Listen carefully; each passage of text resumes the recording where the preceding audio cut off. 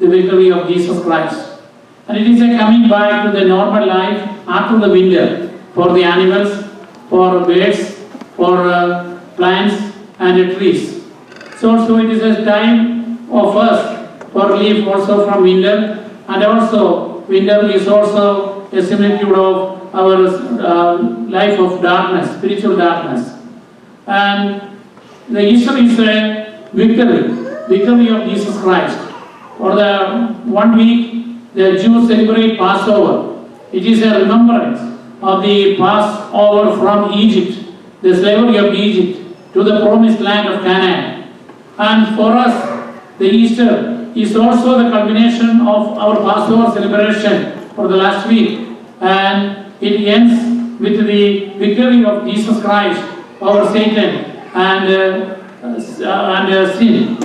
And we know that there are some symbols of Easter. And one is the Easter egg. People color the egg of a chicken. And that becomes a symbol because there is a dormant life in the egg. And then it will open and a chicken will come out. So Jesus was dormant under the earth for 3 days. And then he came with a transformed life. And so we also have the Easter Bunny, which is also a transformation or a transition to a new life. Once we were also in the womb of our mother for 9 months, and then we also emerged as a child.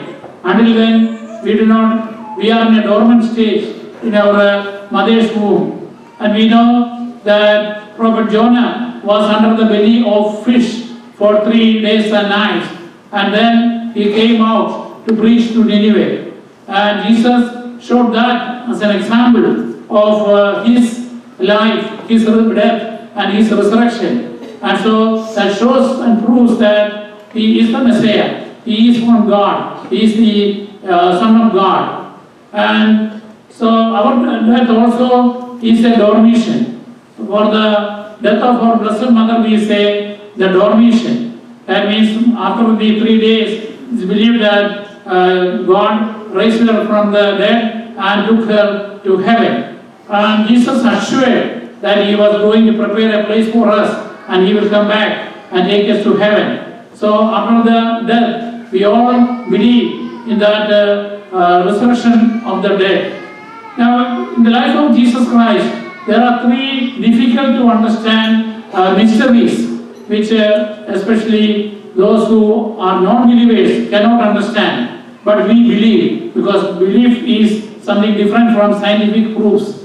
The first one is the virgin birth of Jesus Christ, because no other person in this world was born to a virgin, because without the union of a male and a female, there cannot be a child.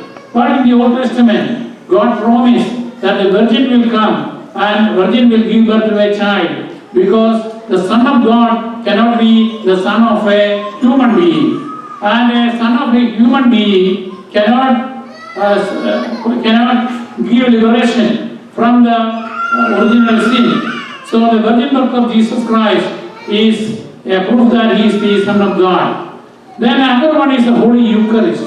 And this year or next year also, we are observing the church in the United States is observing as a Eucharistic renewal to assure that we believe in the real presence of Jesus Christ. How can a person say, I will give my body as your food, my blood as your drink? And that was something difficult to understand for the disciples of Jesus. And except the apostles, everybody else left him, because it was hard to believe when Jesus taught that. Because only at the Last Supper, he established the Holy Eucharist. So everything was revealed even to the apostles after the coming of the Holy Spirit on the apostles on the Feast of Pentecost. So the bread and wine that we offer at the altar, it will be transubstantiated. The substance is changing. Though the form is the same, it becomes the real body and the blood of Jesus Christ. Because at the Last Supper, using the bread and using the wine for the Passover meal, he established the bodies, the Eucharist saying, this is my body, this is my blood, not as a symbol of his body or his blood. So that is the real body and the real flesh that we are receiving and the real blood we are receiving, and so we have to receive them with the proper preparation. And then the third mystery, which is difficult to understand for others, is the resurrection of the Lord, because there is nobody else who was risen from the dead and by his own power. And though Jesus raised Lazarus or some others, they all again died. However, in Jesus' case, it was a transformed body, a body that we will also regain after our resurrection, because our physical body will decay. But however, we will get a special supernatural body, and with the body and the soul combined, we will have a life after this. So, faith is beyond reasoning. And I would recommend our young people who have not visited the Holy Land, that you go and visit Israel. Go to the holy place where Jesus was born, the Bethlehem, where Jesus was brought up in Nazareth, where Jesus was baptized in the river Jordan. All those special places are even now kept very intact, and the same names are given. The place where Jesus preached the Sermon on the Mount, or where Jesus multiplied the bread and fish, and the Sea of Galilee, where Jesus was sailing and teaching and calmed the sea, and where Jesus had his Last Supper, where Jesus was in the Garden of Gethsemane, the Mount of Olives, the place where Jesus was sentenced, the route where Jesus traveled to the Calvary, where Jesus was crucified, where he was buried and resurrected, and where he ascended from the earth to heaven. And so all those places are really kept, and it is not a myth, it is not a story, but we can physically see and physically experience all those places and get convinced that Jesus was a historical person. And I would also recommend our young people to do some studies on a few topics. One is the uniqueness of Jesus. How is he compared?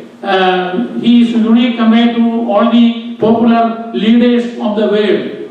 The contributions of Jesus and Christianity to the world. Another topic can be what makes Catholics different from other Christian denominations. Because when you go to colleges or universities, you will come across with different Christian groups, Christian denominations. But Catholic Church is unique under the leadership of the successor of Saint Peter, the Pope. And the difference in the values and life of the believer than a non-believer. Because your values will change, your lifestyle will change, your goals will change depending upon whether you are a believer or a non-believer.